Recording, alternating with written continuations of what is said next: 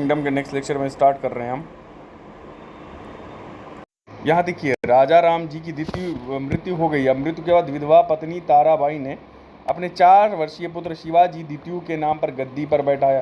तो ताराबाई जो थी बीवी थी राजा राम की। ये जो राजा राम जी थे इनकी बीवी थी ताराबाई। अब इनका पुत्र ताराबाई का कौन था? शिवाजी द्वितीय, शिवाजी टू द्वितीय। इनको गद्दी पे और मुगलों से स्वतंत्रता संघर्ष जारी रखा। उसने ताराबाई जी ने क्या किया था? रामगढ़, रायगढ़, सतारा तथा सिंहगढ़, ठीक है, आदि किलों को मुगलों से जीत लिया। तो ये जीता भी इन्होंने सिंहगढ़ विंगढ़। अब आगे देखिएगा शाहू। औरंगजेब की मृत्यु के बाद जब इनकी मृत्यु हो गई, उसके पुत्र मुअज्जम बहादुर शाह आलम वन ने 8 मई 1707, देखिए यहाँ पे सक्सेशन जो है कौन कौन आया? बहादुर शाह आया, मोहम्मद शाह आया, अहमद शाह, जो भी मोहम्मद शाह आया। फिर उसके बाद रंगीला भी कहा जाता था एक को, तो फर्रुखसियार आया, मोहम्मद शाह, अहमद शाह, फिर बहादुर शाह जफ़र आया, शाह आलम आया। तो ये सारे जो हैं ये ऑर्डर हम पढ़ेंगे, ये ऑर्डर एग्जाम में आ चुका है, वी विल रीड इट। जब हम विघटन पढ़ेंगे कि विघटन जब हुआ है, विघटन इनका मुगलों का, तो वो उसमें पढ़ा जाएगा। चलिए यहाँ शाहू। औरंगजेब की मृत्यु के बाद उसके पुत्र मुअज्जम बहादुर शाह आलम वन ने 8 मई 1707 को शाहू को कैद करके मुक्त कर लिया। जो शाहू कैद थे उनको मुक्त कर दिया 1707 में। शाहू 17.5 वर्ष तक मुगलों का बंदी रहा था। तो औरंगजेब की पुत्री जीनतुन्निसा की कृपा से शाहू मुसलमान होने या वध किए जाने से बच गया। ठीक, जीनतुन्निसा की वजह से। अब कैद से मुक्त होने के बाद जब शाहू सतारा पहुंचा, तब तक ताराबाई ने शिवाजी द्वितीय को छत्रपति घोषित कर दिया था। ठीक है, अब ये जेल से छूट के आ गया भैया। अब ये देखा आगे, ये तो भैया छत्रपति घोषित कर दिया ताराबाई जी ने अपने बेटे शिवाजी टू को। 12 अक्टूबर 1707 में शाहू तथा ताराबाई ने के मध्य खेड़ा का युद्ध हुआ। बहुत इंपॉर्टेंट है, याद रखिए। खेड़ा का युद्ध कब है? 12 अक्टूबर 1707 कि जब देखो अकबर मारा, जब औरंगजेब मारा था तभी हुआ। 1707 में औरंगजेब मारा, तभी खेड़ा का युद्ध हुआ, क्योंकि जेल से छूट के बाहर आया। 12 अक्टूबर 1700 को ये खेड़ा का युद्ध हो गया, जिसमें शाहू बालाजी विश्वनाथ की मदद से विजयी हुआ। शाहू को बहुत इंपॉर्टेंट फैक्टर मिल गया, बहुत बड़ा नाम है ये बालाजी विश्वनाथ हैं, तो इनका सपोर्ट मिला बालाजी विश्वनाथ का, इनकी मदद से विजयी। अब 8 में क्या किया? शाहू ने सतारा पर अधिकार कर लिया, जो कैपिटल वैपिटल था। अब मराठा राज्य को 2 विरोधी उपराज्यों में विभक्त हो गया। एक राज्य सतारा था जिसमें शाहू थे, और कोल्हापुर थे जिसमें शिवाजी भी। तो ताराबाई जो थी उनके लड़के के अंडर जो था वो कोल्हापुर था। कोल्हापुर की चप्पल भी बड़ी फेमस है, जीआई टैग मिला। सतारा जो है वहाँ प्रमुख शाहू। अब आइए देखते हैं कि शिवाजी द्वितीय की मृत्यु के बाद राजा राम का दूसरा पुत्र। अब राजा राम का दूसरा पुत्र, यहाँ याद रखिए, राजा राम का एक पुत्र है शिवाजी द्वितीय। अब राजा राम का संभाजी द्वितीय हुआ, जो दूसरा पुत्र था, कोल्हापुर की गद्दी पर बैठा। इन 2 प्रतिद्वंद शक्तियों सतारा तथा कोल्हापुर के मध्य शत्रुता, ठीक है, वरना की संधि से समाप्त हो गई। तो 1731 में वरना की संधि। तो 1707 में, अब डेट देखो याद कर लो यार, 1707 वाला जो लड़ाई हुई थी वो क्या थी? खेड़ा का युद्ध था 12 अक्टूबर। और यहाँ पे बहुत इंपॉर्टेंट है कि संधि से दोनों में वार अंत हुआ, शत्रुता अंत हुई। शत्रुता अंत होना बड़ा इंपॉर्टेंट है। 1731 में वरना की संधि के द्वारा समाप्त हुई है। वरना की संधि 1731 में, वरना की संधि 1731 में, जिसमें शत्रुता इन दोनों के बीच में संभाजी द्वितीय और शिवाजी द्वितीय या संभाजी द्वितीय और इनके बीच में क्या नाम है, शाहू के बीच में समाप्त हो गई। शाहू। अब देखिए, इस संधि में यह व्यवस्था की गई थी कि संभाजी द्वितीय है, जो राजा राम के पुत्र हैं, संभाजी द्वितीय मराठा राज्य के दक्षिणी भाग पर शासन करें, जिसकी राजधानी कोल्हापुर थी, तथा उत्तरी भाग में सतारा थी, जिसमें शाहू शासन करें। 1708 में अपने सेनासूर होने के अवसर पर शाहू ने बालाजी विश्वनाथ को सेना कर, अब बालाजी विश्वनाथ की हेल्प मिली थी इनको, हैं उसकी लड़ाई में। तो अब लड़ाई में जब हेल्प मिली तो बालाजी विश्वनाथ को क्या सेना सेना के व्यवस्थापक का पद दे दिया। और 1713 में उसे पेशवा के पद, और 1713 में तो आसीन हुए थे पेशवा के पद पे। ये देखिए, हाँ 1713 में पेशवा के पद पे आसीन कर दिया। ठीक है, तो ये हम देखिए 1708 में ये देखिए लड़ाई हो गई थी। अब जीतने के बालाजी विश्वनाथ को 1713 में इनको पद ये दे दिया, ये सब 13 में। और देखिए 31 में संधि हुई थी यहाँ पे। ये ऑर्डर देखिए कई बार आगे पीछे कर दिया है, तो चलिए कोई बात नहीं। अब यहाँ देखते हैं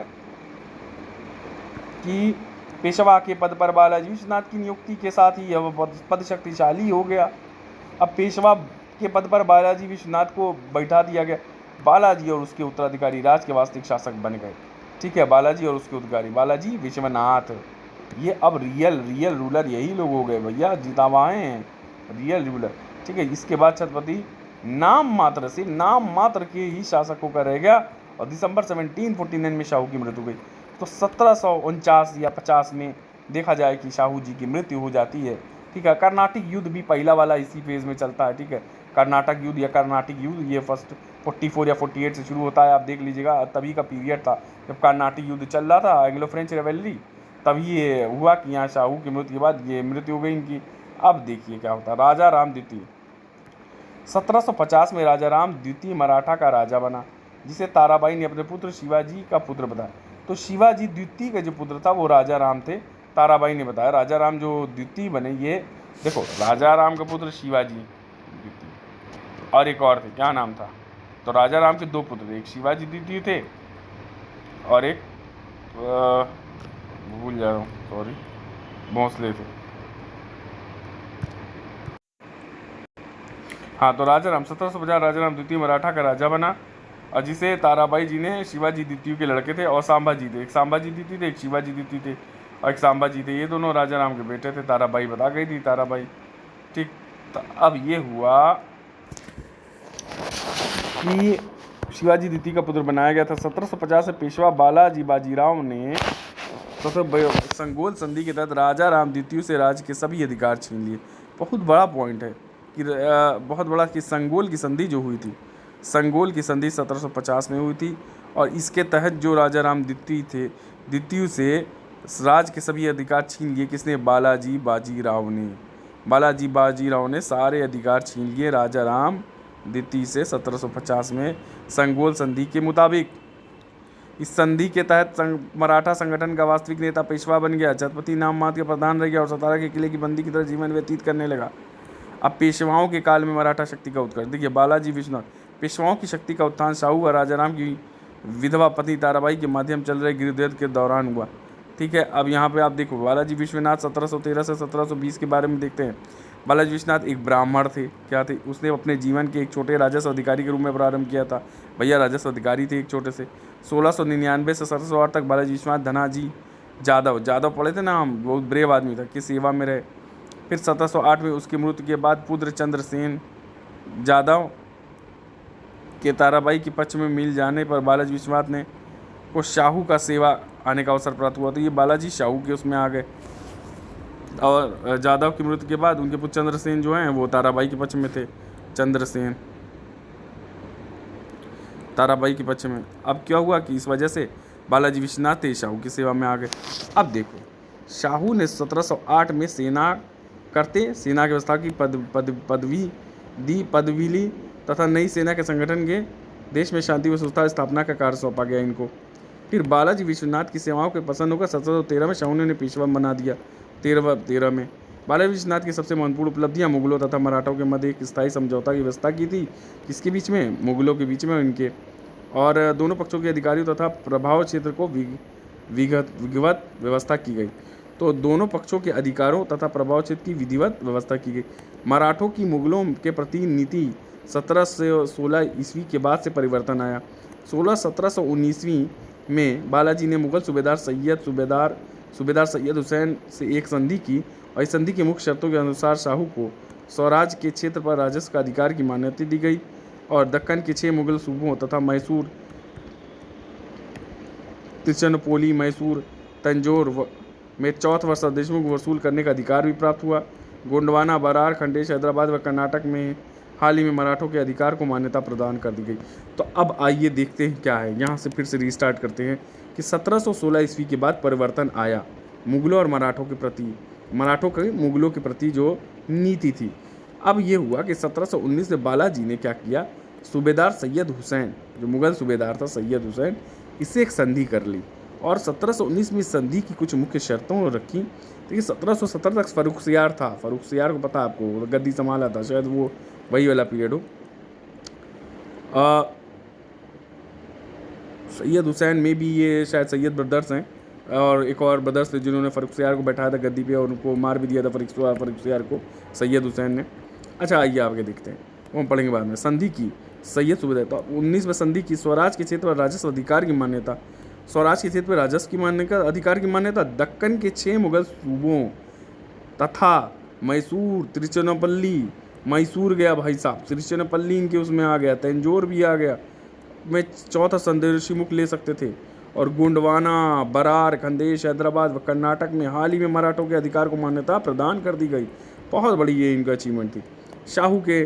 शाहू ने स्वराज की मान्यता के बदले मुगलों की सहायता के लिए 15,000 सैनिकों से सेना रखने, चौथ व सरदोशीमुख की वसूली के बदले मुगलों के क्षेत्रों को लूटपाट से मुक्त रखने तथा 10 लाख रुपए का सालाना नजराना पेश करने की वचन दे दिया।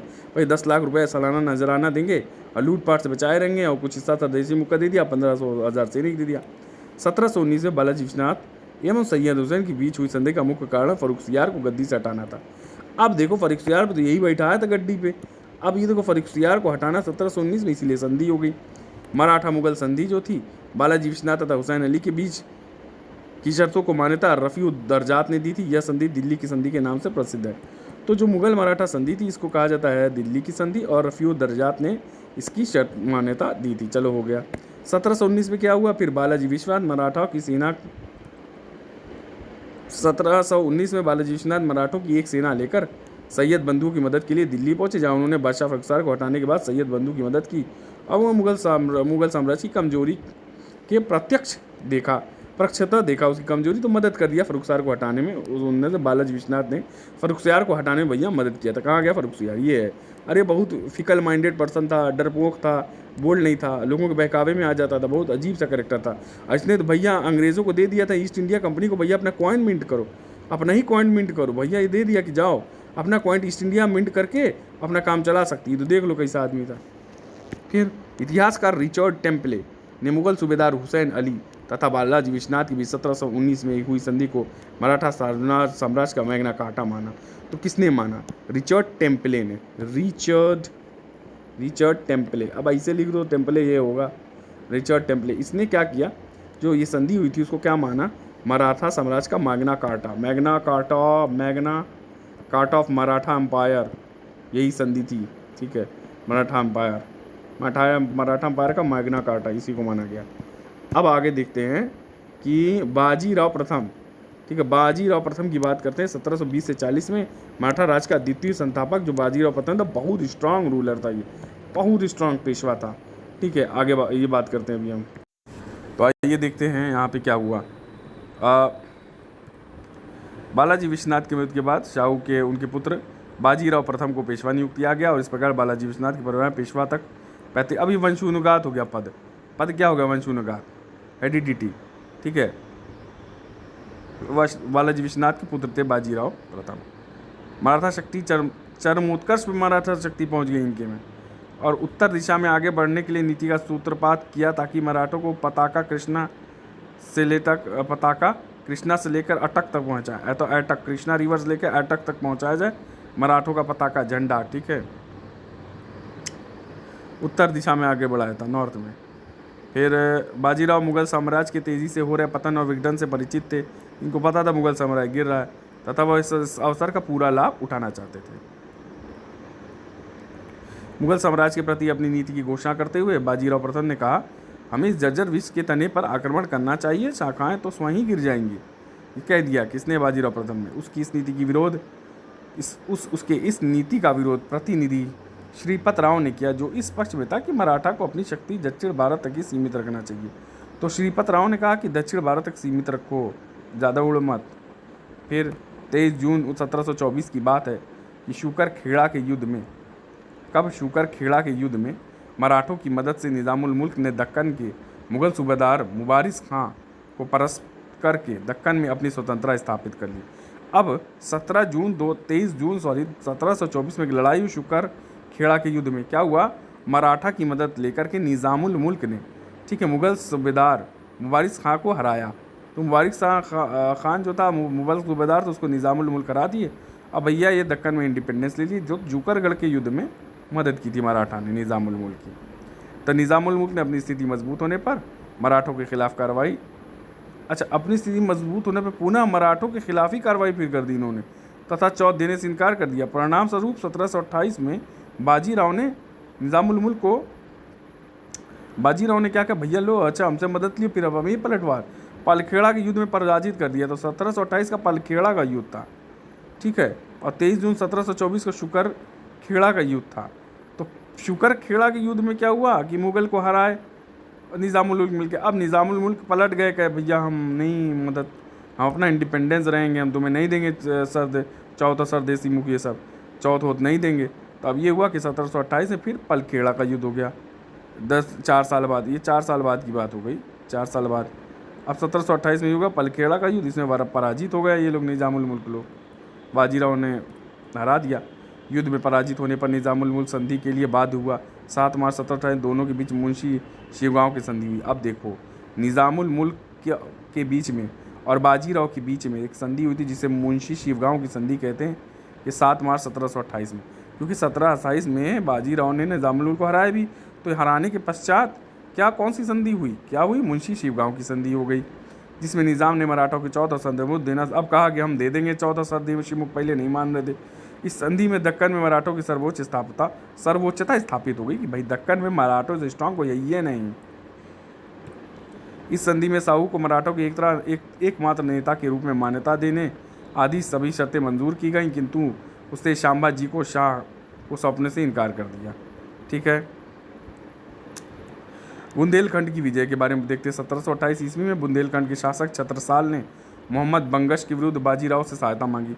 तो मोहम्मद बंगश से कौन लड़ रहे थे, छत्रसाल के वो लड़ रहे थे। बाजीराव से सहायता मांगी और बुंदेलखंड से इलाहाबाद की सूबेदारी में था। 1729 में बाजीराव स्वयं वहाँ गया और छत्रसाल की सहायता की। छत्रसाल की सहायता करने बाजीराव 1729 में पहुँच गए। अब छत्रसाल ने बुंदेलखंड को आधा भाग बाजीराव को दे दिया। तो भैया इलाहाबाद की जो अंदर आता था छत्रसाल, बुंदेलखंड भी आ गया बाजीराव के अंदर, कितनी बड़ी बात। और यूपी वाला रीजन जो यूपी एमपी के बॉर्डर में, तो याद रखिए एक यहाँ तक पहुँच गए थे बाजीराव। छत्रसाल ने पेशवा के शान में एक दरबार का आयोजन किया, ठीक है। उसी समय राजा छत्रसाल ने मस्तानी नामक एक लड़की पेशवा को दे दी। मस्तानी मूवी बनी शायद इस पर। तो मस्तानी किस राजा ने दी थी, छत्रसाल ने। फिर संभवतः स्वयं छत्रसाल की एक मुसलमान स्त्री से उत्पन्न पुत्री थी। भैया मस्तानी इन्हीं की, भैया एक मुस्लिम, इसकी माता जी मुसलमान थी। 1731 में डभोई के युद्ध में बाजीराव ने त्रिम्बकराव को पराजित कर सारे प्रतिनिधियों का अंत कर दिया। तो डभोई का युद्ध कब हुआ था, जो बाजीराव जीते थे, 1731 में डभोई का युद्ध हुआ था, जिसमें त्रिम्बकराव को पराजित करके सारे प्रतिनिधियों को इन्होंने अंत कर दिया। और वारणा की संधि हुई थी 31 में, जिसमें शामबाजी द्वितीय ने शाहू की अधीनता स्वीकार कर ली। तो शामबाजी तो कहीं थे ही नहीं उसमें रोल में अभी तक। तो शामबाजी द्वितीय ने शाहू की अधीनता स्वीकार की थी। 31 में वारणा की संधि हम पढ़ चुके हैं। फिर आओ भाई 1737 देख लो। 1737 में मुगल बादशाह ने निज़ाम के मराठों को विरुद्ध भेजा। तो 1737 में मुगल बादशाह ने, मे बी हम नेक्स्ट लेक्चर से स्टार्ट करते हैं, थोड़ा सा बल्कि हो रहा है topic, will start from next lecture.